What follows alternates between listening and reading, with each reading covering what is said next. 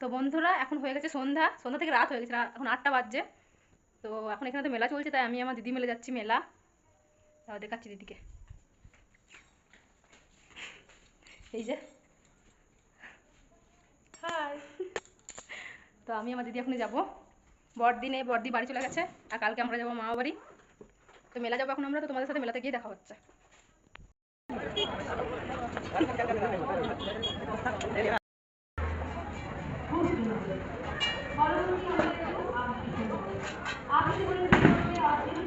তোরা তো খেতে ভালো লাগবে।